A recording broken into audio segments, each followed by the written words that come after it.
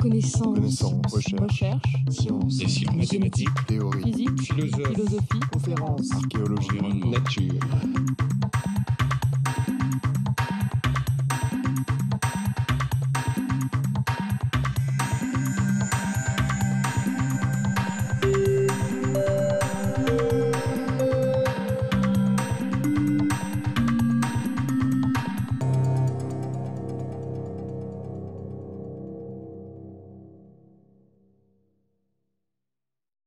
Bonjour à tous. Dans ce deuxième cours consacré cette année donc à l'accès à la conscience, nous allons parler des théories de l'accès à la conscience. La semaine dernière, très brièvement, j'avais commencé par présenter un cadre pour l'expérimentation dans le domaine de la conscience en expliquant que la conscience était un objet tout à fait légitime de recherche, bien qu'évidemment elle s'intéresse à la subjectivité. Il était tout à fait possible d'étudier les bases psychologiques et neurales objectives de traitement subjectif dans la mesure où on prend au sérieux l'introspection des sujets et dans la mesure où il existe des paradigmes expérimentaux, en fait très nombreux, qui permettent de créer des contrastes minimaux entre des traitements conscients et des traitements non conscients. Dans un deuxième temps, j'avais expliqué qu'il était nécessaire d'établir un certain nombre de distinctions au sein de ce concept conscience. Et dans ce cours, cette année, nous allons nous concentrer sur un aspect très particulier, et je suis bien conscient du fait qu'il est restreint, c'est la notion de conscience d'accès à une information, les conditions dans lesquelles une information sensorielle, montante, accède ou n'accède pas à notre conscience. Et nous avions vu qu'il était nécessaire de distinguer cette notion d'autres aspects de la conscience au sens intransitif, les niveaux de vigilance, la conscience réflexive, la capacité d'avoir des pensées d'ordre supérieur sur un état conscient, je sais que je sais, etc. Nous en parlerons l'année prochaine dans le cadre du cours sur la métacognition. La conscience phénoménale, la notion d'expérience subjective ou de qualia, un concept pour lequel j'ai exprimé quelques doutes, et la conscience de soi, la capacité d'avoir un point de vue sur l'extérieur. Dans ce domaine, je voudrais corriger peut-être légèrement l'impression que j'ai pu donner, faute de temps, la semaine dernière. Bon, j'ai critiqué un petit peu le test du miroir, qui est un peu la référence dans ce domaine, en montrant qu'il n'était pas très analytique, il ne permettait pas d'aller très loin dans la définition de ce que c'est que le soi. Je ne voudrais surtout pas vous laisser avec l'impression que ce domaine des bases neurales du soi est un domaine inintéressant. Je pense qu'il y a beaucoup de recherches dans ce domaine, j'en ai listé quelques-unes ici. On ne les abordera pas dans ce cours, mais il faut que vous soyez au courant de l'existence donc de recherches, d'une part sur la différence entre le soi et le non-soi, ce qui fait qu'une action est attribuée à soi ou à quelqu'un d'autre. Le travail de Marc Jeanneraud dans ce domaine est tout à fait fondateur, et les travaux de Chris Fries et Sarah Jane Blakemore peuvent être mentionnés également. Il y a également beaucoup de travaux sur ce que c'est que le point de vue subjectif, ce sentiment tout à fait particulier qu'on a que notre moi est un endroit particulier de l'espace. Et Olaf Blanke, en particulier, récemment, et d'autres collaborateurs ont montré qu'on pouvait déplacer ce point de vue du soi. Il y a là des recherches très intéressantes. Et puis enfin, la notion qu'au repos, on ne perd pas le sentiment d'être soi, qu'il y a un sentiment continu du soi qui peut être étudié par des méthodes d'imagerie cérébrale au repos, par exemple dans les travaux de Randy Buckner. Donc il existe des travaux tout à fait intéressants sur la conscience du soi, mais cette année, volontairement, je me restreins à cette notion de conscience d'accès. Alors, sur cette notion d'accès à la conscience, ce que nous allons voir aujourd'hui, c'est qu'il est possible de créer une sorte de synthèse des idées. Je ne voudrais pas dire qu'il existe un modèle standard de l'accès à la conscience, on n'en est pas là, il y a une grande diversité de modèles, on va les voir aujourd'hui, mais ces modèles gravitent autour des mêmes idées, d'un ensemble d'idées qui en fait ont commencé à être proposées dès les années 50 et 60 en sciences cognitives et qui sont de mieux en mieux acceptées. Et je distinguerai 4 idées que je vais traiter successivement. La première, c'est l'idée que la conscience est associée à un système de supervision centrale. La deuxième, que ce système est à capacité limitée. La troisième, que ce système nécessite des boucles dans le traitement de l'information, qu'on peut appeler des réentrées avec Edelman, des boucles descendantes, par opposition à un traitement qui serait purement, comme on dit en anglais, feed-forward, en avant, bottom-up, qui est rapide, non conscient. Et puis enfin, quatrième idée, l'idée que la conscience fournit un espace interne de synthèse, de maintien et de partage des données. Alors, première idée, donc, un système de supervision centrale. Alors c'est une idée extrêmement ancienne. C'est en fait l'idée principale que présentait William James, l'idée, comme le montre cette citation ici, que la distribution de la conscience montre quel est exactement ce qu'on attendrait d'un organe ajouté afin de diriger un système nerveux devenu trop complexe pour se réguler lui-même. Autrement dit, selon William James, le système conscient est un système de niveau supérieur par rapport aux autres opérations de traitement. Il est là pour réguler l'opération des autres systèmes du cerveau.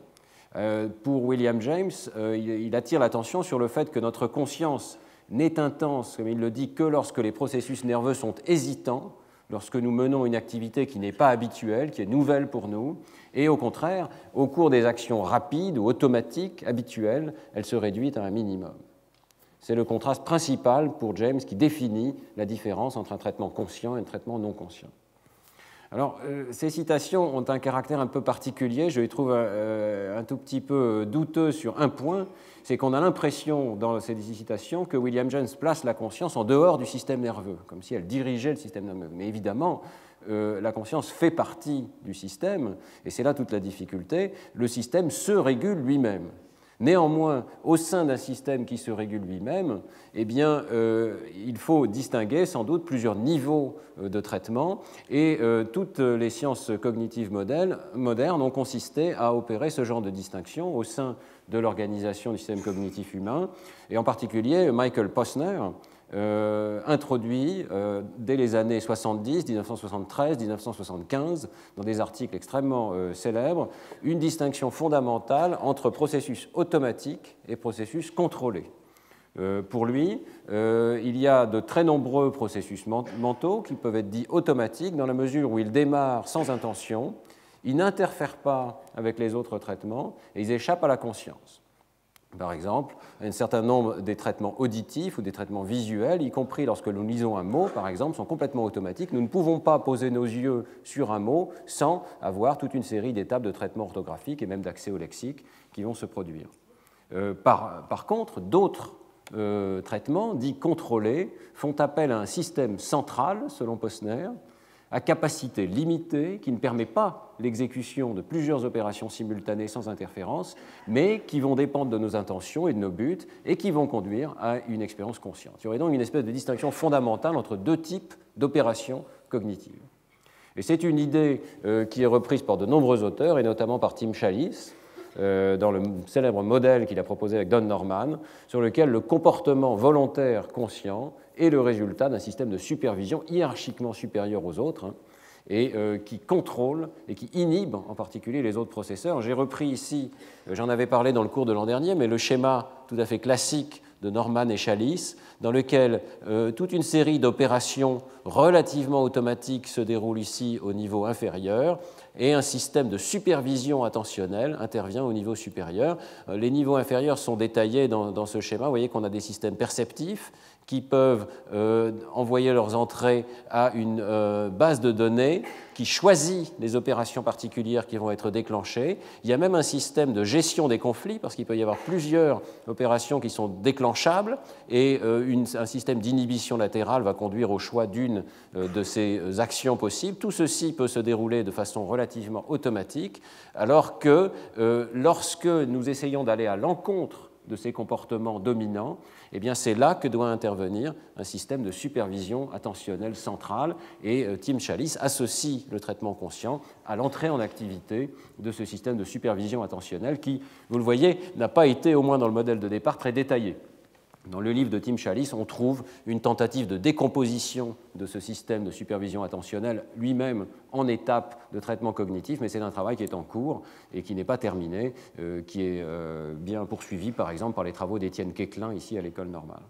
Alors, cette distinction entre traitement automatique et traitement contrôlé est évidemment présente dans de très nombreuses recherches, et dans le cadre de ce modèle de Tim Challies, elle pointe assez nettement vers l'idée que les cortex frontaux et le cortex singulaire antérieur vont intervenir dans le traitement conscient.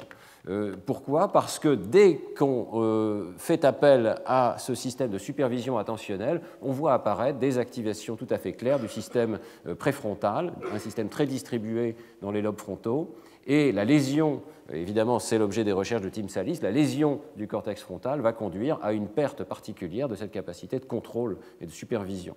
Et j'ai juste choisi ici une diapositive pour illustrer cette idée, le travail de Marcus Reichel avec Mike Posner, dès le départ de l'imagerie cérébrale, avec la caméra positron ici, montrait déjà que des opérations nouvelles qui demandent une flexibilité mentale active très fortement les cortex préfrontal dorsolatéral, cortex singulaire et d'autres régions associatives, ici le cortex temporal, alors que lorsqu'on répète plusieurs fois la même opération cognitive, cette activation disparaît et elle va réapparaître si on introduit une nouvelle opération. Ici, il s'agit de la tâche de génération de verbes qui est très classique et vraiment lancé le début de l'imagerie cérébrale dans les travaux de Mike Posner et collaborateurs. Donc le sujet voit un mot, par exemple le mot gâteau, et doit générer un verbe qui irait avec ce mot, par exemple manger ou cuisiner. Et évidemment, la première fois qu'on fait ce genre de tâche avec des mots nouveaux, on a une activation très élaborée des régions préfrontales. Puis si on répète la même liste de mots, cette activation disparaît et elle réapparaît lorsque le sujet reçoit une nouvelle liste de mots. Donc on voit bien ici cette notion d'un système de supervision dont l'activité peut fluctuer en fonction de la nécessité de réaliser des opérations nouvelles, inattendues ou qui vont à l'encontre des automatismes qu'on peut avoir auparavant, par exemple tout simplement de nommer le mot. Bien. Néanmoins, vous voyez que le lien avec la conscience n'est pas extrêmement étroit ici. On sent bien, et c'est très intuitif, dans l'idée de William James, qu'on est conscient, on a besoin de faire une attention consciente pour réaliser ce genre de tâches, mais je dirais le contrôle expérimental sur le contraste conscient-non conscient ne va pas au-delà de cette observation introspective simple. Alors, deuxième idée, l'idée que la conscience est associée à une étape sélective de traitement qui est la capacité limitée. Il y aurait donc non seulement une hiérarchie dans les opérations cognitives, mais une sorte de sérialité. Et on le voit très très bien ici dans ce modèle déjà proposé par Broadbent en 1958. Si on regarde les entrées sensorielles auditives, par exemple, elles vont rentrer dans un buffer à court terme. En parallèle, vous voyez que de très nombreuses entrées peuvent entrer simultanément, par exemple plusieurs voix, ou bien en visuel, tout l'ensemble du tableau visuel va pouvoir rentrer en parallèle. Et dans une deuxième étape, il va y avoir un filtre sélectif fondé en particulier sur le passé, sur les buts du sujet, qui va ne laisser rentrer dans un second système à capacité limitée qu'une partie tout à fait faible de l'information qui est présente dans la périphérie. Alors, cette idée, on la retrouve dans de très nombreux modèles, et évidemment, elle répond à une nécessité absolue, je dirais algorithmique, pour tout système cognitif. Tout système cognitif un petit peu riche dispose de très nombreux capteurs, de très nombreuses modalités sensorielles d'entrée, qui chacune sont organisées en parallèle, et donc il est en quelque sorte bombardé par des stimuli sensoriels qui dépassent très largement sa capacité de traitement et qui dépassent évidemment sa capacité d'action. On ne peut pas réaliser plusieurs actions en même temps, il faut orienter l'organisme vers l'un ou l'autre de plusieurs buts possibles.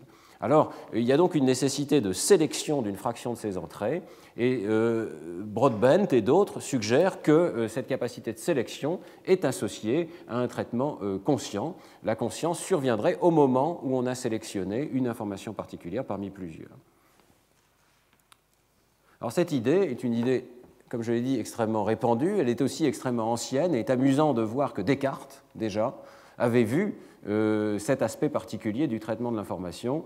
Il avait vu qu'on ne peut pas, dans ce schéma, faire attention simultanément à l'odeur d'une rose et en même temps faire tout autant attention à une entrée visuelle relativement complexe. Et il l'attribuait, bien entendu, à son système central à lui, c'est-à-dire la glande pinéale. Et vous voyez qu'il dit très clairement que pendant que cette glande est retenue, ainsi penchée vers quelque côté, cela l'empêche, de pouvoir si aisément recevoir les idées des objets qui agissent contre les organes des autres sens.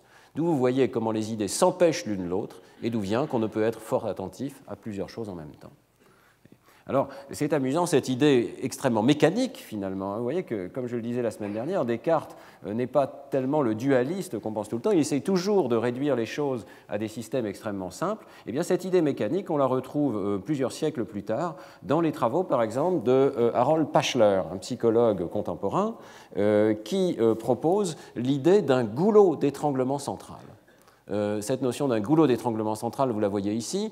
Pachler s'intéresse à notre capacité, ou plutôt notre incapacité de faire plusieurs tâches en même temps. Donc il s'intéresse à ces situations où on reçoit plusieurs informations sensorielles, par exemple l'une auditive et l'une visuelle, et vous voyez que comme Descartes a sa glande qui penche d'un côté ou de l'autre, ici il y a une petite trappe qui laisse ou qui ne laisse pas rentrer l'information jusqu'à ce goulot d'étranglement central qui ne peut traiter qu'une information à la fois et qui va l'orienter vers une ou l'autre réponse.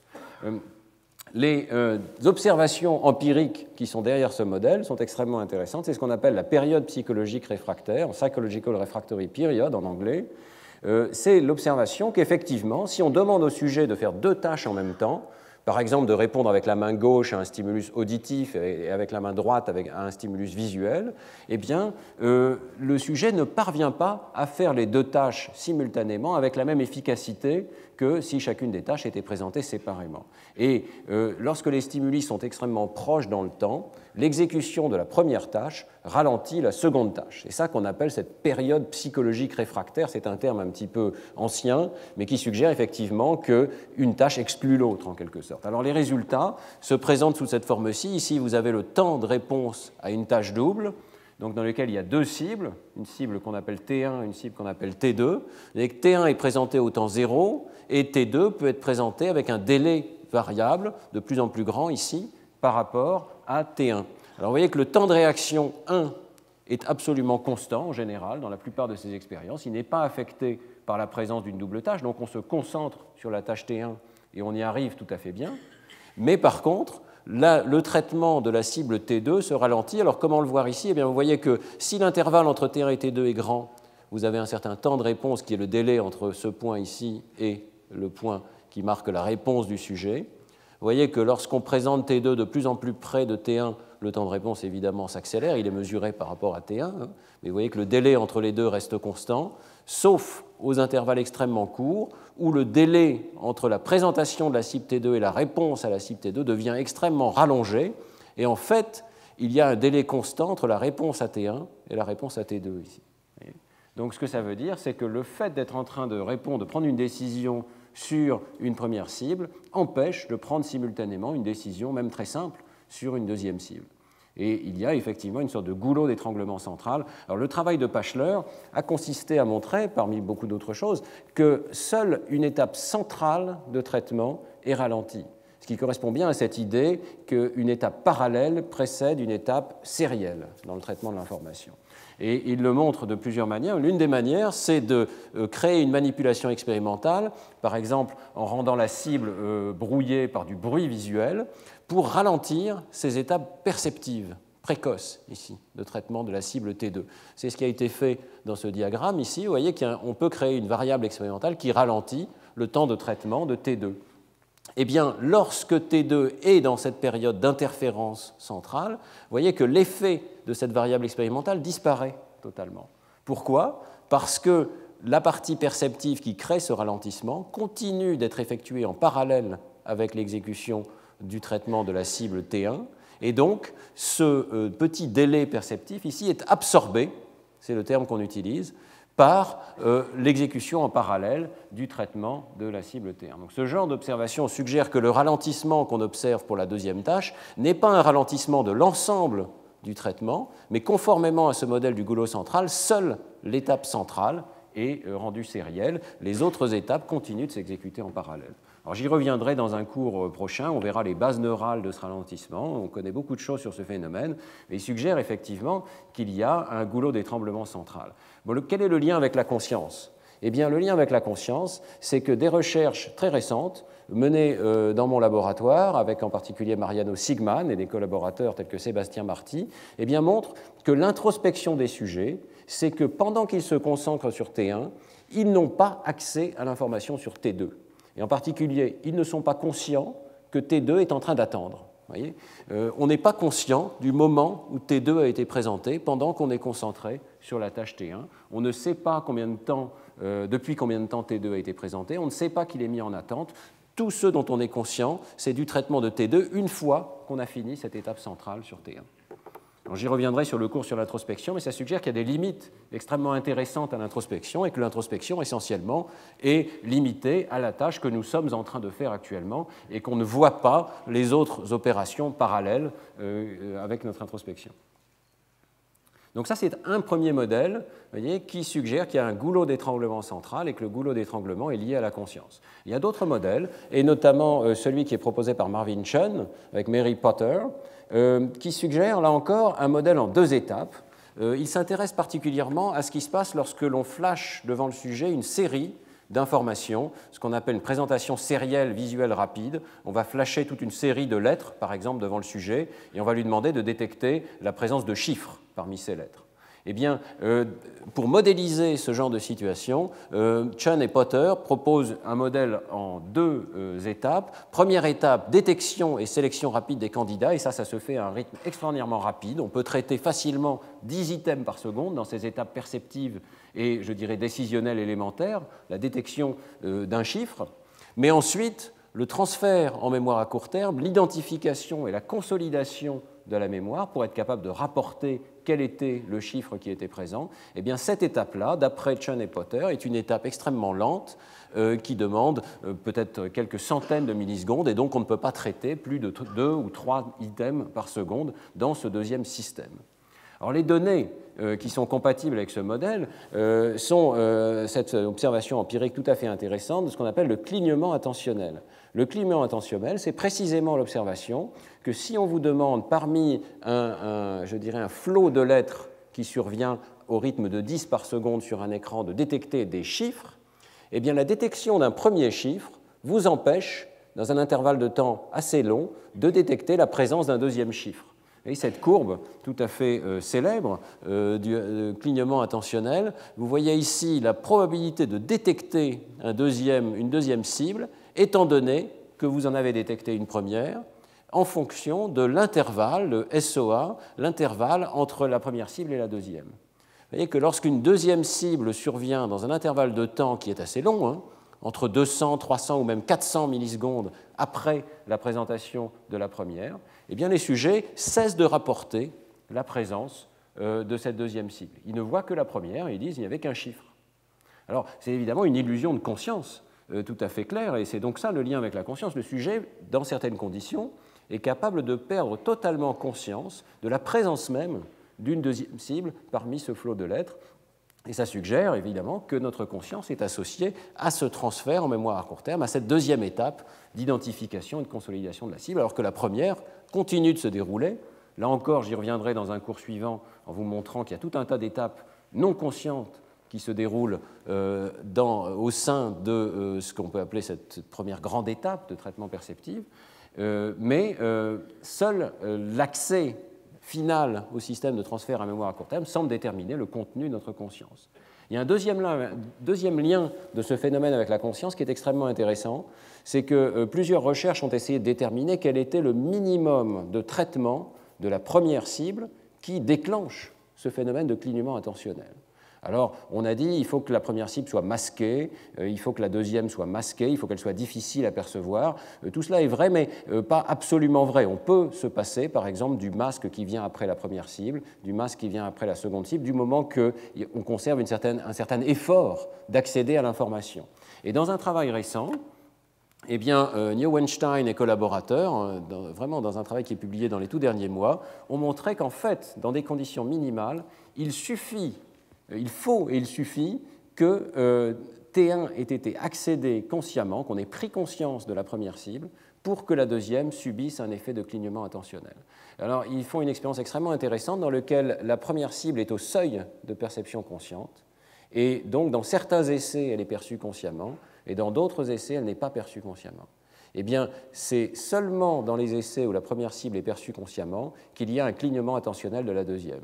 Et lorsque la première n'est pas perçue consciemment, à ce moment-là, il n'y a pas de clignement attentionnel de la deuxième. C'est très facile à comprendre, il y a des processus de prise de conscience qui se déclenchent, et s'ils se déclenchent, ils vont causer ce phénomène de clignement attentionnel. S'ils ne se déclenchent pas, à ce moment-là, on va pouvoir prendre conscience de la deuxième cible. Il y a une sorte de phénomène d'exclusion de l'un par l'autre.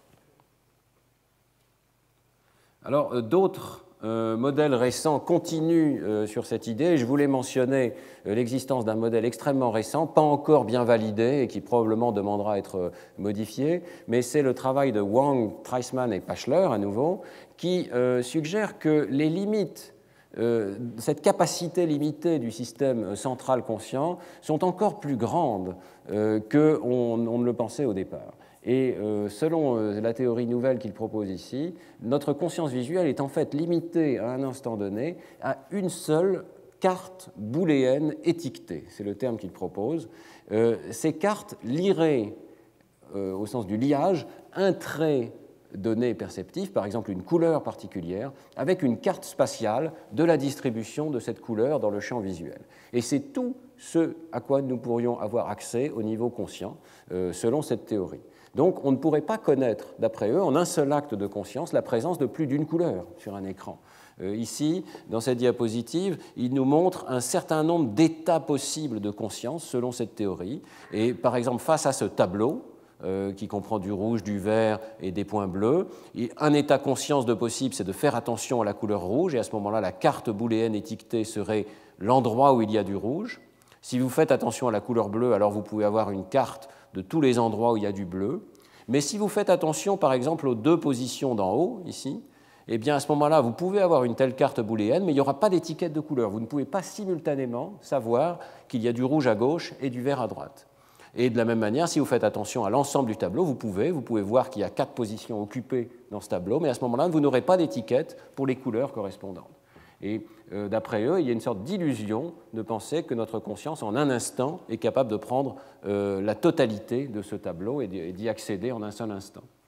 Alors, ils proposent un certain nombre de données à l'appui de leur thèse. Je ne vais pas rentrer dans le détail de ces données, juste en mentionner une très simple. C'est si on présente ce tableau, ce genre de tableau, par exemple avec un carré bleu et un carré rouge, successivement versus simultanément, avec un masquage, eh bien, la présentation simultanée doit conduire à des limites perceptives tout à fait claires, d'après cette théorie. On ne doit pas être capable, lorsqu'il y a une présentation simultanée, d'accéder en même temps ou très rapidement à la couleur bleue et à la couleur rouge. Et s'il y a un masquage qui limite le traitement de l'information, à ce moment-là, on doit commencer à faire des erreurs. Alors, il demande au sujet une tâche qui demande de détecter s'il y a, par exemple, de la couleur bleue.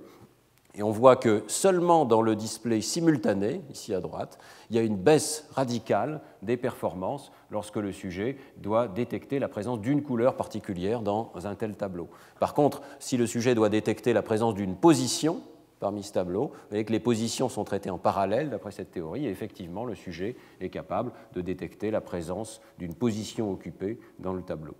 Bon, les données me paraissent encore personnellement un tout petit peu faibles par rapport à cette limitation extraordinairement forte qui est proposée par cette théorie, qui est que nous serions essentiellement aveugles à autre chose qu'à des fragments d'informations et à la carte spatiale selon laquelle ils sont distribués.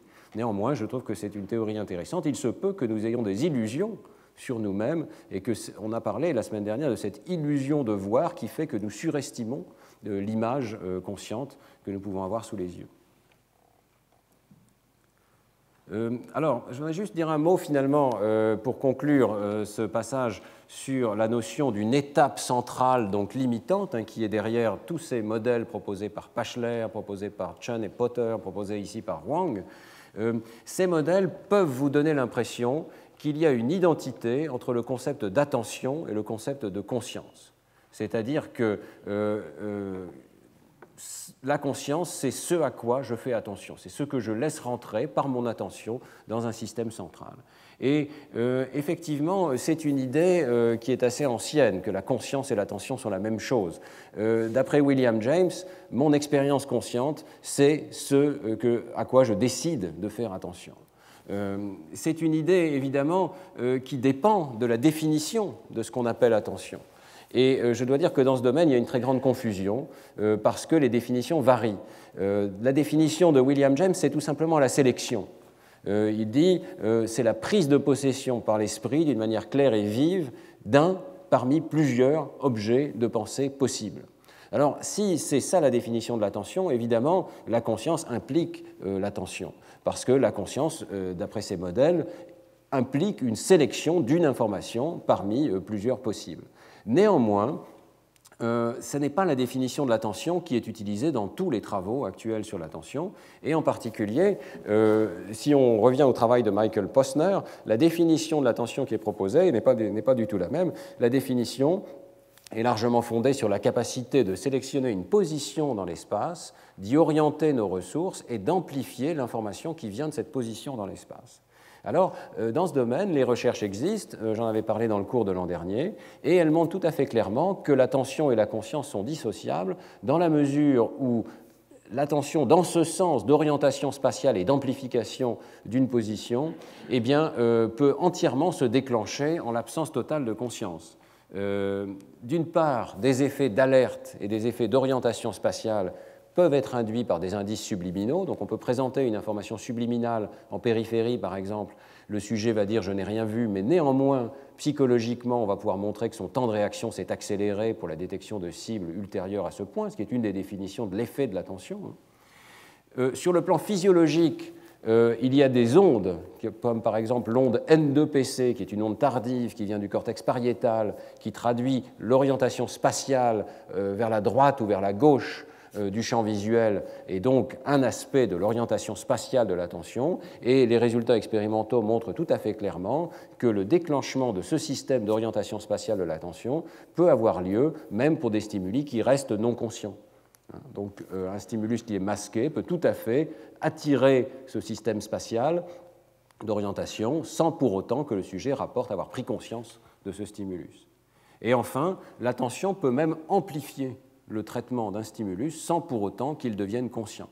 Alors là encore, je vous réfère au cours de l'année passée, mais en particulier dans les travaux de Lionel Nakache, on avait vu tout à fait clairement que le même stimulus masqué, non conscient, peut avoir des effets extrêmement différents, d'amorçage en particulier, suivant qu'on y fait attention ou pas. Donc le traitement subliminal n'est pas un traitement passif, le traitement subliminal est un traitement qui dépend de l'attention. Donc tout ceci nous montre que l'attention est un concept distinct de la conscience. L'attention peut avoir des effets subliminaux et l'attention est un processeur automatique parmi d'autres, en tout cas cette attention spatiale, l'orientation spatiale de l'attention est un processeur parmi d'autres qui peut se déclencher de façon non consciente. Par contre, je pense qu'il est correct de conserver cette notion que l'attention au sens de sélection d'une information est la porte d'entrée vers la conscience. Et ça, c'était le concept dès le départ de Michael Posner. Le système d'attention intervient pour faciliter la sélection d'une information parmi plusieurs et la laisser rentrer dans ce système à capacité limitée qui constitue notre système conscient. Voilà, j'espère que ces distinctions sont un petit peu claires. Un cours tout entier de l'année dernière avait été consacré aux effets de l'attention sur le traitement non conscient, et donc je vous y réfère. Je vous rappelle au passage que tous ces cours sont disponibles sur le site web du Collège de France avec les diapositives, et donc ça permet de s'y référer. Alors, troisième idée qui fait partie de cette synthèse moderne sur l'accès à la conscience. Troisième idée, c'est l'idée qu'on peut à nouveau faire une grande distinction entre des traitements perceptifs qui sont précoces et qui sont ascendants, feed-forward ou bottom-up en anglais, qui traitent en une première passe l'information perceptive, versus une deuxième phase de traitement de l'information qui nécessite des boucles, une amplification tardive, réentrante, descendante, qui renvoie de l'information du haut vers le bas en quelque sorte dans le domaine de la perception. Alors, ce sont des idées qui sont répandues dans de très nombreux modèles, c'est pour ça que je pense que ça doit faire partie de la synthèse moderne sur l'accès à la conscience. L'origine du succès de cette idée, à mon avis, on la doit très largement à Gerhard Edelman, qui propose ce terme de réentrée. Ce qu'il appelle réentrée, c'est un mécanisme dont il pense qu'il est absolument indispensable à l'unification de la perception, c'est l'échange permanent, dynamique, récursif de signaux parallèles entre des cartes cérébrales. Pour bien comprendre cette idée, il faut voir que d'un point de vue physiologique, il existe effectivement dans le cerveau de très nombreuses cartes qui vont décomposer le stimulus suivant par exemple sa composante de mouvement, sa composante de couleur, sa composante de position, de forme. Mais, d'après Edelman, pour créer un percept unifié et cohérent, il faut que ces cartes ensuite échangent de l'information de façon horizontale et se mettent en cohérence les unes avec les autres. Et c'est là que la réentrée intervient. Les signaux qui sont montés vers une carte vont redescendre vers les autres cartes et influencer le traitement dans les autres cartes. Alors, par exemple, dès 1991, avec Sporns et Tononi, il proposait une simulation effective de ce processus dans le domaine du traitement du mouvement. C'était un modèle un peu restreint, mais vous voyez qu'ici, il y a plusieurs cartes successives de la représentation du mouvement, et si on imagine ici que c'est une carte rétinotopique, vous voyez que chaque neurone de ces cartes est capable de voir la présence de mouvement en un point particulier de l'image, et donc il y a effectivement un problème qui a été appelé pendant longtemps le problème du liage, le fait que chaque neurone voit une information indépendante mais ne voit pas la forme tout entière et qu'il est nécessaire pourtant d'intégrer les informations pour percevoir le mouvement de la forme tout entière. Chaque neurone ne voit qu'une composante élémentaire du mouvement. Eh bien, donc ici, dans ce modèle, l'information progresse à travers des détecteurs de mouvement, puis des groupes neuronaux qui vont coder pour le mouvement local, mais au niveau de cette carte plus élevée, les auteurs font intervenir donc ce système de réentrée horizontale, donc chaque neurone va parler à ses voisins sur la carte d'une façon extrêmement distribuée et parallèle à nouveau, et les simulations de ce petit réseau de neurones montrent qu'effectivement, si on présente un losange qui est en mouvement, eh bien, au départ, la montée de l'information va effectivement traiter toutes les informations locales de façon indépendante, mais quand on laisse courir la simulation, par le biais des réentrées horizontales entre ces neurones, on voit apparaître une cohérence progressive de l'activation, et finalement, c'est le mouvement cohérent de l'ensemble qui finit par être codé de façon distribuée par l'ensemble de cette assemblée, par le biais en particulier d'oscillations dans les hautes fréquences, dans ce qu'on appelle la bande gamma. Ce travail était effectué en même temps que l'équipe de Wolf-Singer et de ses collaborateurs montrait effectivement des synchronisations entre neurones distants au sein des aires visuelles. Donc il y a effectivement la notion que la réentrée contribue à contraindre mutuellement des systèmes perceptifs qui au départ sont séparés et ne se parlent pas immédiatement. Bien, quel est le lien avec la conscience? Eh bien, dans cette simulation, je pense qu'il n'y en a pas. Je pense qu'ici, on a affaire à une réentrée qui est d'extrêmement bas niveau, qui a lieu au sein des cartes visuelles et qui, très vraisemblablement, continue d'avoir lieu, même si ce traitement est complètement non conscient. Donc, je crois que les simulations même que nous propose l'équipe de Tononi et Edelman montrent que la réentrée n'est pas suffisante pour la conscience. Elle a lieu à trop de niveaux et à de nombreux niveaux qui ne sont pas des niveaux de traitement conscient de l'information. Cependant, la réentrée pourrait jouer un rôle important à des niveaux où le traitement de l'information devient conscient. Et effectivement, c'est ce que propose Edelman dans un livre ultérieur, c'est que certaines formes de réentrée, dans une architecture plus élaborée, conduisent à la conscience. Alors je vais juste vous montrer ce diagramme qui est intéressant, qui est issu de Remembered Present de Jerry Edelman, dans lequel on voit un modèle beaucoup plus élaboré de la manière dont la réentrée de l'information peut conduire à un traitement conscient. Dans ce schéma, il y a des entrées sensorielles, ce qu'il appelle le non-self, ici, qui peuvent être les entrées visuelles ou auditives, par exemple, qui rentrent dans les cortex primaires et secondaires propres à chaque modalité. Et il y a en même temps des entrées relevant du soi, qui sont des entrées des systèmes d'homéostasie, de proprioception, qui vont coder pour la position du corps et le sentiment du soi. Et alors, Edelman propose que ces systèmes se rencontrent dans un certain nombre de régions. Je pense que Damasio appellerait ça des aires de convergence, par exemple l'amygdale ou l'hippocampe. Ces informations vont se rencontrer à nouveau dans les cortex associatifs, en particulier dans le cortex frontal, dans le cortex temporal, dans le cortex pariétal, où il va y avoir création de cartes de catégorisation conceptuelle dans lesquelles ces informations sont mises ensemble. Et le point crucial pour la réentrée, c'est que ces informations sont ensuite renvoyées dans les cortex primaires et secondaires qui ont conduit au départ à cette catégorisation conceptuelle. Et vous voyez que là, de façon très importante, la conscience primaire émerge de cet aller-retour de l'information entre les cartes sensorielles de bas niveau et les cartes de catégorisation de haut niveau.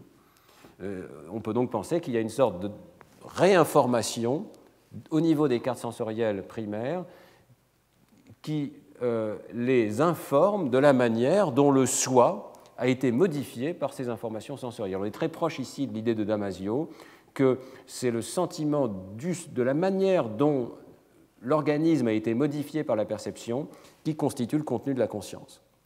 Bon, c'est un modèle qui est encore insuffisamment spécifié, je pense. Il ne permet pas de faire des prédictions tout à fait directes. Il n'y a pas de simulation tout à fait explicite de paradigmes expérimentaux dans lesquels on pourrait rapprocher cette idée des observations empiriques sur des situations où le sujet déclare être conscient ou déclare n'être pas conscient. Donc cette équipe n'a pas proposé de simulation explicite de situations telles que le clignement attentionnel ou le masquage ou d'autres situations de ce genre. Néanmoins, je trouve l'architecture intéressante, même si elle n'est pas complètement spécifiée. Dans le travail plus récent, Edelman et Tononi, au lieu de proposer, je dirais, une architecture extrêmement précise, proposent au contraire des critères mathématiques pour caractériser cette notion de réentrée et de circulation de l'information. Et c'est la théorie de la différenciation et de l'intégration de l'information qui, récemment, a vraiment été proposée par Giulio Tononi, au premier chef. Il y a un article de Science en 1998 dont ils sont co-auteurs et qui présente de façon très synthétique ce point de vue. Alors, quel est ce point de vue? Eh bien, ils expliquent que l'information consciente doit avoir deux propriétés simultanément. D'une part, elle doit être extrêmement intégrée. C'est-à-dire, il n'est pas concevable qu'une scène soit consciente sans que l'information qui est présente soit unifiée. Et il cite des paradigmes, effectivement, tels que la rivalité binoculaire, où nous ne sommes pas capables de percevoir deux images projetées à chaque œil, indépendamment l'une de l'autre, simultanément, ou bien le clignement intentionnel, dans lequel nous percevons un objet, mais pas le second. Donc, intégration de l'information, mais aussi immédiatement différenciation de l'information. Et ce qu'ils veulent dire par là, c'est que le nombre de contenus de conscience possibles est gigantesque, chacun d'eux est extrêmement informatif, il y a donc une diversité d'informations possibles énorme qui peut accéder à la conscience. Si vous pensez à toutes les images possibles que vous pouvez percevoir, toutes les scènes, tous les lieux possibles que vous pouvez percevoir, tous les visages, c'est un répertoire absolument gigantesque et on ne peut pas proposer une théorie de la conscience sans proposer une idée sur la manière dont il y a un code neural différencié qui permet de coder pour tous ces états possibles de conscience. Donc intégration et différenciation. Ils essayent de proposer une origine neuronale et une mesure pour ces deux aspects, disons, du traitement conscient. Différenciation, pour eux, c'est une idée qui résulte du répertoire de groupes neuronaux issus de la sélection au cours de l'épigénèse et du développement de l'enfant. C'est une idée évidemment qui est chère à Jean-Pierre Changeux, l'idée qu'au cours de l'épigénèse, on va sélectionner des ensembles de neurones pour leur pertinence vis-à-vis du codage d'objets du monde extérieur et que cette épigénèse va résulter dans une différenciation extrême au sein de chaque aire cérébrale de très nombreux groupes de neurones qui collectivement vont permettre un code combinatoire extrêmement riche. Donc on va arriver effectivement à un nombre d'états possibles si on considère la combinatoire du système qui va permettre d'être en rapport avec la différenciation des états de conscience. Mais là où la théorie de Tononi est beaucoup plus spécifique, c'est sur le concept d'intégration. Il propose une définition mathématique explicite de ce que ça veut dire qu'avoir de l'information intégrée. Et effectivement, il ne suffit pas d'avoir des systèmes neuronaux indépendants les uns des autres qui simplement, par leur combinatoire, créeraient un répertoire d'états possibles. Il faut que cette information soit intégrée, et ce qu'ils veulent dire par intégrée, c'est que, quelles que soient deux sous-parties du système que l'on distingue, eh bien, il y a de l'information mutuelle extrêmement riche entre ces deux sous-parties. On peut formaliser cette idée sur le plan mathématique en quantifiant tout simplement l'information mutuelle minimale qui existe entre n'importe quelle division en deux d'un système cognitif. Donc, ils prennent l'exemple d'un appareil photo. Vous pouvez prendre le capteur d'un appareil photo. Évidemment, il a un nombre d'états possibles extrêmement riche, puisque chaque pixel peut être dans 2 puissance 8 états possibles pour chaque canal de couleur. Donc, il y a une différenciation, il n'y a aucun doute là-dessus. Mais il n'y a pas intégration, parce que vous pouvez diviser le capteur en deux. Et il n'y a pratiquement pas d'information mutuelle du tout entre la partie gauche et la partie droite du capteur. Elles sont indépendantes l'une de l'autre. Et pour eux, au contraire, le système conscient humain est caractérisé par le fait que l'information est partagée et qu'il y a donc toujours de l'information mutuelle, quelle que soit la décomposition qu'on propose du système en deux. Et alors pour eux, la conscience, c'est ça, c'est tout. N'importe quel système qui a une information intégrée est un système conscient. Il n'y a pas besoin d'architecture particulière, ou plutôt, il y a besoin d'une architecture, mais simplement au sens où elle permet d'avoir de l'information intégrée.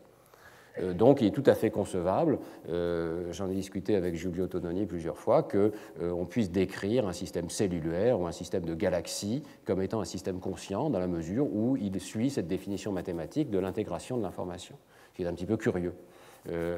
Néanmoins, Tononi ajoute immédiatement que ce n'est pas facile du tout d'arriver à des architectures dans lesquelles l'information est intégrée. C'est-à-dire, très souvent, lorsque vous créez un système, il y a une décomposition fonctionnelle, il n'y a pas d'information mutuelle entre plusieurs sous-parties. Donc Tononi dit, oui, d'accord, ma définition mathématique va s'appliquer peut-être à des objets qui ne sont pas des cerveaux, mais il faudra regarder au cas par cas et vous verrez que ça n'est pas facile du tout et que la plupart du temps, dans ces objets, il n'y a pas en fait d'information intégrée et que l'intégration de l'information est une propriété de certains systèmes biologiques tels que le cerveau humain en particulier. Alors, tout ceci est extrêmement théorique, extrêmement mathématique et n'a pas eu de conséquences pratiques, je dirais pour l'instant très fortes, sur l'expérimentation. Il n'y a pas de mesure directe de cette intégration de l'information. C'est quelque chose qui est extrêmement difficile à calculer, puisque vous voyez que ça demande une description de l'ensemble de l'état du système et un calcul de toutes les divisions possibles en deux du système. Donc, ce sont des calculs qui sont compliqués. Et ça les conduit quand même à des prédictions qui sont modestes, mais qui sont réelles, et en particulier l'idée qu'il n'y a pas de localisation neurale précise, mais ce qu'ils appellent un noyau dynamique pour la conscience, thalamo-cortical, distribué, extrêmement variable d'une personne à l'autre, et même d'un instant à l'autre au sein de la même personne, en fonction de ce qui constitue l'état actuel d'intégration de l'information. Et à l'appui de cette idée, il présente des travaux expérimentaux, dès le départ, par exemple, ce travail avec Srinivasan, dans lesquels ils étudient la rivalité binoculaire, ils présentent des images distinctes à l'œil droit et à l'œil gauche du sujet, ils demandent au sujet de rapporter s'il voit l'œil gauche ou s'il voit l'œil droit, plutôt s'il voit l'image qui est présentée à l'œil droit ou l'image qui est présentée à l'œil gauche, et il regarde, en fonction des rapports du sujet, comment les signaux évoqués en magnétoencéphalographie changent. Chaque image est taguée, si on peut dire, par une fréquence d'oscillation particulière, et on peut suivre la manière dont cette fréquence d'entrée, qui peut être, je ne sais pas, 9 Hz ou 11 Hz, va être amplifiée ou pas par le reste du cerveau, suivant que le sujet rapporte avoir pris conscience de l'image 1 ou de l'image 2. Et ce que vous voyez ici, c'est en couleur de fond la puissance évoquée dans la bande de fréquence correspondant à l'image qui est vue par le sujet par rapport à la puissance évoquée par l'image qui n'est pas vue par le sujet. Donc l'observation, c'est qu'il y a une amplification de l'activation et de la puissance évoquée dans la bande de fréquence qui est associée à l'image qui est vue par le sujet. Et de la même manière, les lignes bleues correspondent à la cohérence de ces oscillations à travers différents capteurs MEG. Alors vous voyez que ce sont deux sujets différents ici, et pour eux, ces observations vont dans le sens du dynamic core, du noyau dynamique, dans la mesure où il y a effectivement une très forte mise en cohérence de différents capteurs distants, et il y a également une différence entre les sujets, qui, pour eux, loin d'être un obstacle expérimental. Moi, personnellement, quand j'ai vu ces images, je me suis dit c'est un peu curieux, ça change énormément d'un sujet à l'autre, ce n'est pas stable. Pour eux, au contraire, c'est une caractéristique intéressante de ces observations, qu'il y a une variabilité considérable d'une personne à l'autre dans ce noyau dynamique de conscience. Bon, néanmoins, ce travail expérimental peut être critiqué, en particulier beaucoup de ces corrélations peuvent être dues simplement au fait qu'un seul système cérébral projette et mesuré par des capteurs distincts, et donc une partie de la cohérence de phase peut être due tout simplement au fait que plusieurs capteurs mesurent la même information. Donc on n'est pas vraiment là dans le domaine de la vision directe des états de conscience, contrairement à ce qu'ils avaient dit au départ. Néanmoins, on verra dans les cours suivants, cette notion que l'information consciente est rendue cohérente et qu'il y a des boucles qui sont impliquées et qu'il y a des oscillations et des communications à longue distance entre régions cérébrales est restée, comme je pense, une idée tout à fait forte. La mesure mathématique particulière, par contre, demande encore à être validée. Alors, cette idée de boucle récurrente est une idée, comme je l'ai dit, qui fait partie de cette synthèse moderne sur la conscience, et elle existe en particulier dans d'autres modèles que celui proposé par Edelman et Tononi. Et là, je voudrais citer le travail très intéressant de Victor Lameux. On reviendra sur ses observations empiriques par la suite, mais ici, simplement d'un point de vue théorique, Victor Lameux, effectivement, propose que la récurrence, la connectivité d'un système avec lui-même est exactement ce qui crée la conscience dans le cerveau humain. Il souligne que lorsqu'une information visuelle rentre dans le système par l'aire visuelle primaire, elle commence par progresser vers l'avant d'une manière donc rapide, ce qu'il appelle le feed-forward sweep, le balayage vers l'avant, et ceci est totalement non conscient, aussi bien dans les régions pariétales que dans les régions ventrales ici. Et ensuite, il y a récurrence, c'est-à-dire que chaque aire commence à parler à la précédente et aux régions qui sont en amont, se crée donc une sorte de réverbération, en particulier au sein des aires ventrales ici, dont Victor Lameux pense qu'elle est déjà consciente, qu'elle pourrait correspondre à ce qu'on appelle l'expérience consciente, les qualia de la conscience phénoménale, sans nécessairement qu'à cette étape, il y ait une capacité de rapporter cette information. Mais pour lui, le simple fait que l'information réverbère crée déjà un état intégré, unifié, qui correspondrait à la conscience phénoménale. Et dans un deuxième temps, cette réverbération s'étend aux régions frontopariétales, et c'est à ce moment-là qu'il peut y avoir rapportabilité. Autrement dit, pour lui, c'est essentiel de distinguer entre conscience phénoménale et conscience d'accès, conscience rapportable. L'accès correspondrait à cette deuxième étape, mais dès la première étape, il y aurait déjà une forme de conscience. Bon, on en rediscutera par la suite. Vous verrez que les observations expérimentales ne sont pas forcément en accord avec cette idée, puisqu'on verra qu'il peut y avoir dans le clignement attentionnel, en particulier, beaucoup de réverbérations avec des potentiels évoqués qui sont très lents ici, jusqu'à 400 millisecondes, et néanmoins pas de rapportabilité consciente, à mesure où le sujet dit « moi je n'ai rien vu, il n'y avait pas de stimulus ». Donc on peut douter de cette distinction même entre conscience au niveau de l'expérience vécue et conscience d'accès. Moi je crois que c'est une distinction, comme je vous l'ai dit la semaine dernière, qui n'est pas forcément très pertinente. Mais cette théorie existe, et vous voyez qu'elle aussi fait appel à la notion de réverbération dans le système nerveux. Bien, j'en viens à la quatrième idée. La conscience non seulement correspond à la sélection de l'information, à la réverbération de cette information, à un système tardif de supervision, mais elle propose une sorte de théâtre mental qui permet la synthèse des idées et la diffusion des informations pertinentes au reste du système. Alors là encore, c'est une idée très ancienne. J'ai retrouvé cette citation d'Hippolyte Taine qui propose tout à fait explicitement cette métaphore du théâtre mental. J'aime bien cette citation. Il dit on peut comparer l'esprit, alors il veut dire évidemment l'esprit conscient, d'un homme à un théâtre d'une profondeur indéfinie dont la rampe est très étroite mais dont la scène va s'élargissant à partir de la rampe. Devant cette rampe éclairée qui est très étroite, il n'y a guère de place que pour un seul acteur. Au-delà, sur les divers plans de la scène, mais certainement partant dans le non-conscient, sont d'autres groupes, d'autant moins distincts qu'ils sont plus loin de la rampe. Au-delà de ces groupes, dans les coulisses et l'arrière-fond lointain, se trouve une multitude de formes obscures qu'un appel soudain amène parfois sur la scène, ou même jusque sous les feux de la rampe. Donc le contenu conscient peut changer extrêmement rapidement. Des évolutions inconnues s'opèrent incessamment dans cette fourmilière d'acteurs de tous ordres pour fournir les coryphées qui, tour à tour, comme en une lanterne magique, viennent défiler devant nos yeux. Alors, ce qui est ennuyeux avec cette métaphore du théâtre, c'est qu'en apparence, elle demande un spectateur. Et le spectateur, évidemment, est inacceptable pour nous. Il faut que le spectateur soit lui-même à l'intérieur du système.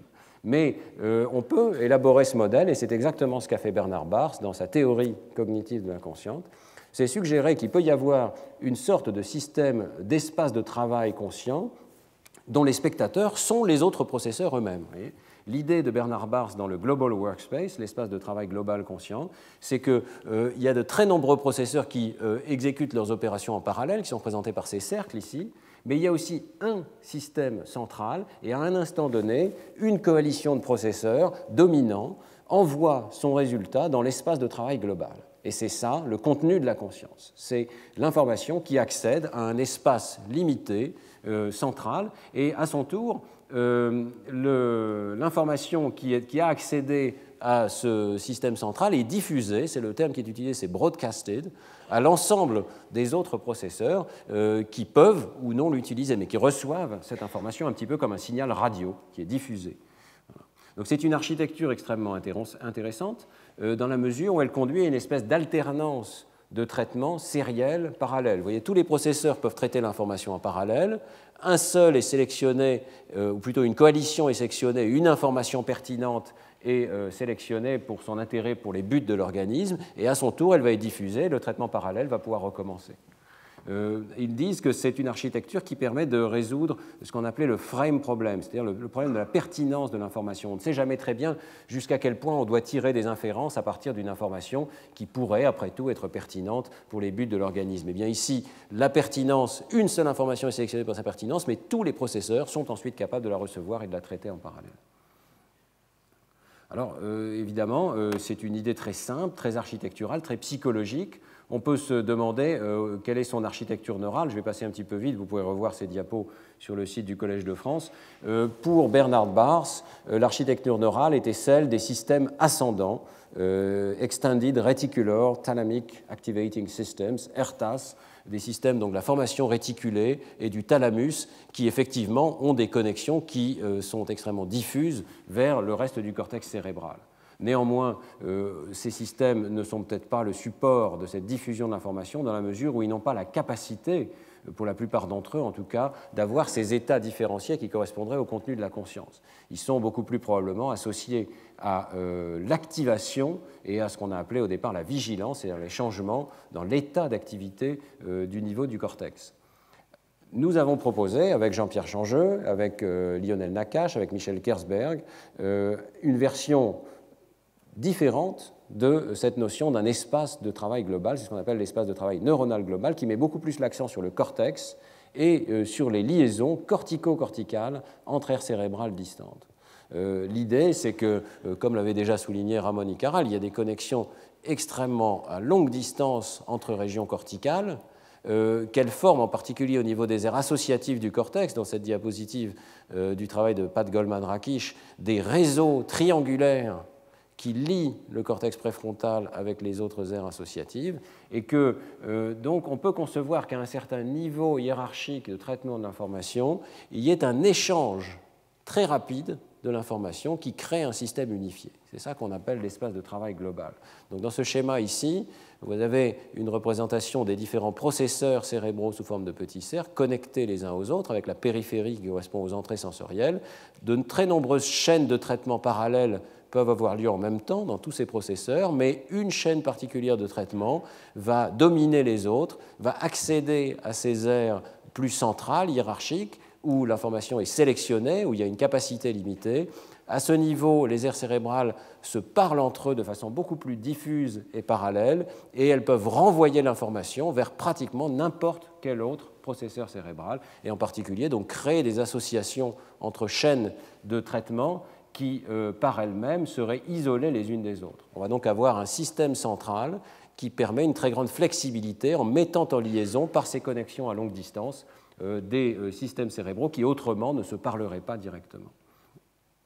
Donc, le résumé de ce modèle ici, qui a été publié en 1998, suggère qu'au moins 5 grands systèmes peuvent participer à cet espace de travail global: la mémoire à long terme, les systèmes d'évaluation, les systèmes attentionnels, les systèmes moteurs, d'intention motrice et bien entendu les systèmes perceptifs de catégorisation de la perception. Donc, toutes ces informations vont se rencontrer au niveau de l'espace de travail global et vont pouvoir être sélectionnées, renvoyées de façon flexible par le biais de neurones pyramidaux avec des connexions, donc des axones extrêmement longs qui envoient des connexions à longue distance et dont on sait qu'ils sont particulièrement denses dans les cortex frontaux en particulier, mais pas seulement dans les cortex frontaux.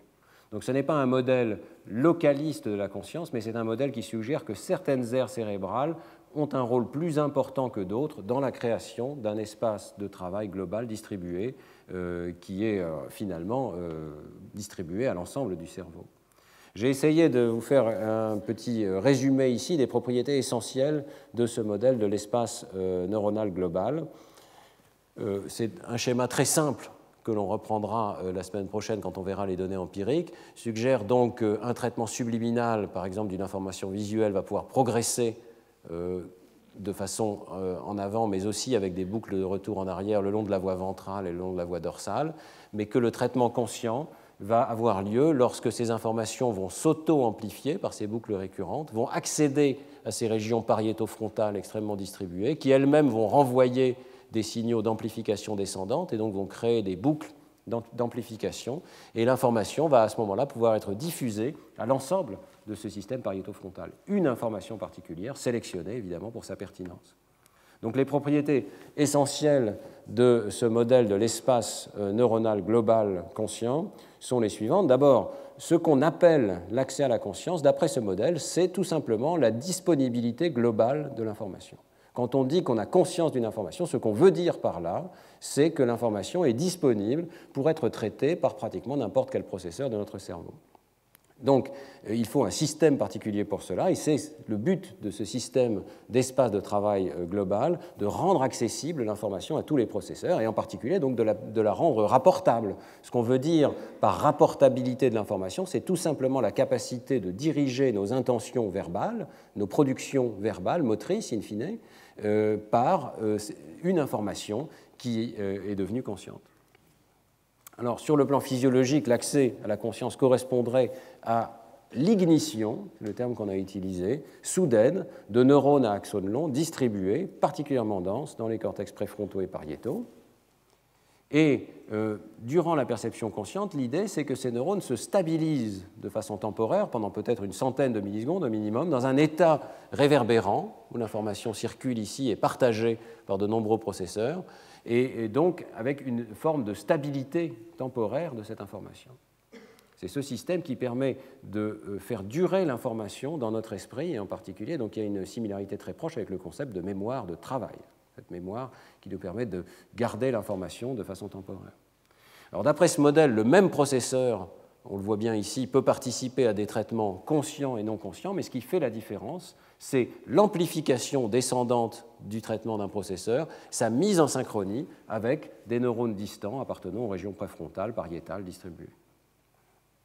Et finalement, je voudrais souligner que ce modèle ne se contente pas de parler de la perception d'informations montantes, issues de la périphérie, par exemple des informations visuelles, mais dans ce modèle, un rôle très important est joué par l'activité spontanée. L'hypothèse, c'est que même lorsqu'il n'y a pas d'entrée sensorielle, ce système est le siège d'une activité spontanée permanente qui circule, qui fait qu'il ne reste jamais en quelque sorte coincé dans un état stable ou inactif, mais vont se dérouler des états successifs d'activité qui chacun vont impliquer donc une distribution d'activité à travers de nombreux processeurs. Cette activité spontanée est modulée par des signaux ascendants d'éveil, c'est ce qu'on appelle la vigilance, et elle est sélectionnée par des signaux de renforcement qui vont à chaque instant dire cet état d'activité est pertinent pour mes buts, donc je le stabilise, ou au contraire, cette activité n'est pas pertinente pour le but que je cherche à atteindre, et donc je la déstabilise et je la remplace par une autre. Et donc il va y avoir un changement permanent de cette activité spontanée qui va à chaque instant être synchrone, distribuée, impliquant des états étendus d'activité dans le cerveau, mais qui va être sans cesse changeante. Alors je voudrais juste souligner que je pense que cette notion d'un espace de travail peut permettre de rendre compte de ce qu'on a appelé les qualia de l'expérience phénoménale. Ce qu'on a écrit avec Lionel Nakache, c'est que d'abord, il y a un flux permanent d'états neuronaux du workspace, de l'espace de travail conscient, et ce flux extrêmement distribué, impliquant de très nombreux neurones qui chacun ont un code particulier, dépasse évidemment très largement ce qui peut être rapporté verbalement ou ce qui peut être stocké en mémoire à long terme. Donc il y a une richesse de l'information, une différenciation, pour reprendre le terme d'Edelman et de Tononi, qui est tout à fait grande. En plus, les traits majeurs de ce répertoire sont partagés d'une personne à l'autre, mais il y en a beaucoup d'uniques à une personne donnée. Ça dépend de ce processus d'épigénèse qui a créé des représentations tout à fait particulières, uniques à chacun d'entre nous. Et s'ils sont uniques et pas facilement communicables, même si on peut les décrire par un terme générique, mais on ne peut pas décrire le détail de la perception consciente, on a affaire donc à des états neuronaux complexes, dynamiques, multidimensionnels, qui ne peuvent pas être totalement mémorisés ou transmis à d'autres personnes.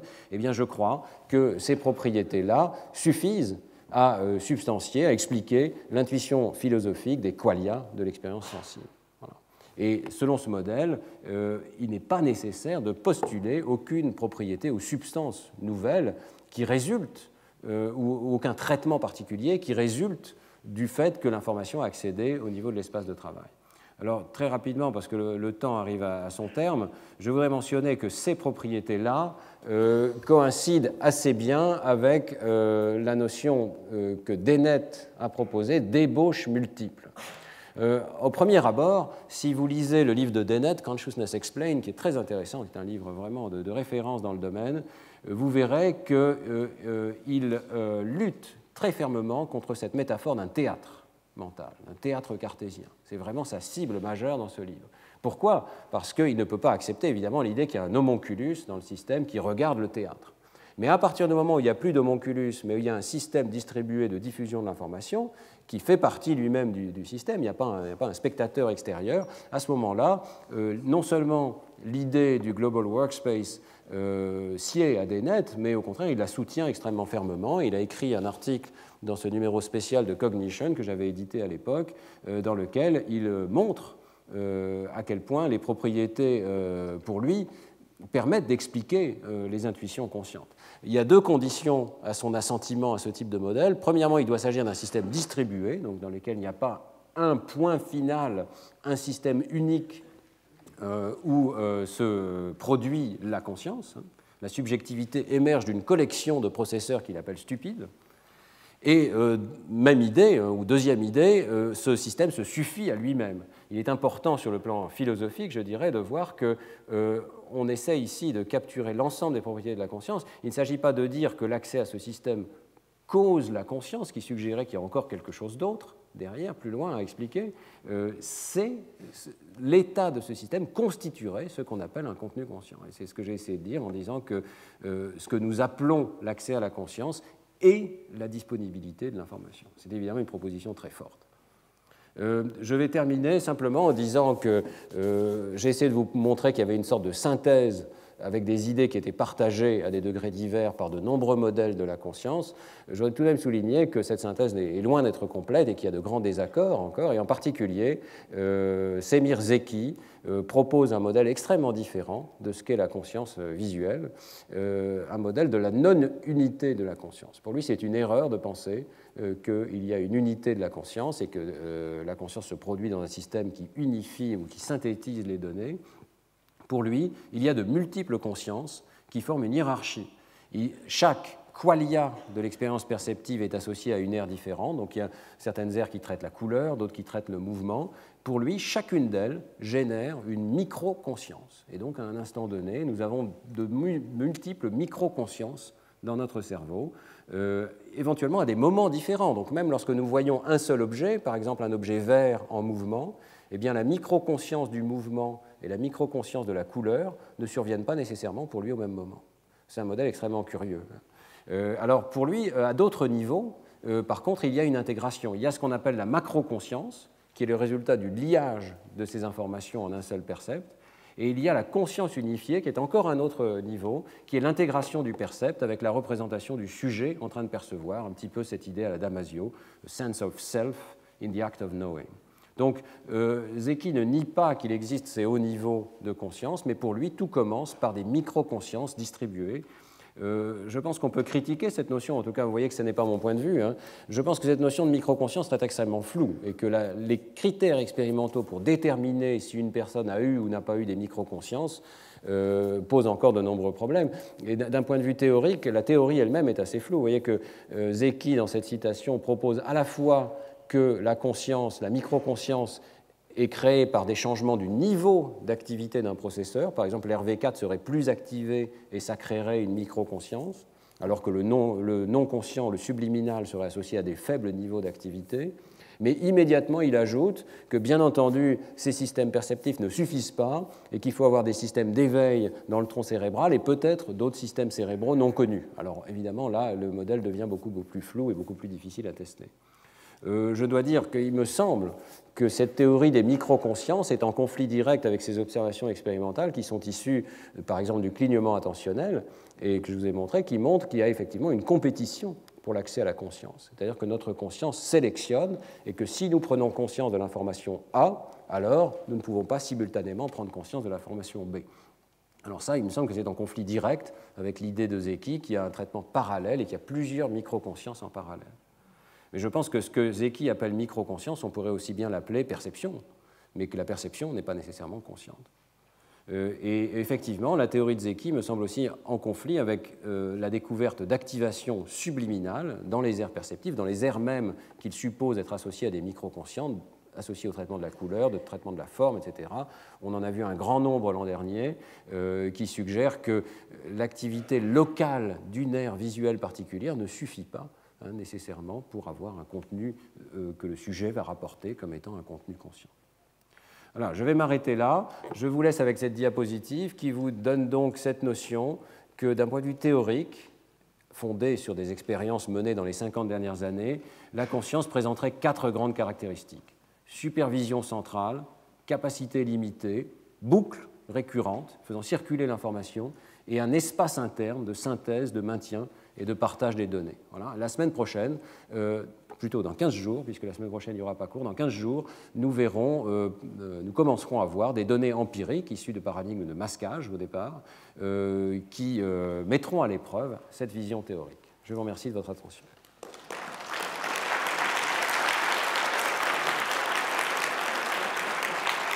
Merci.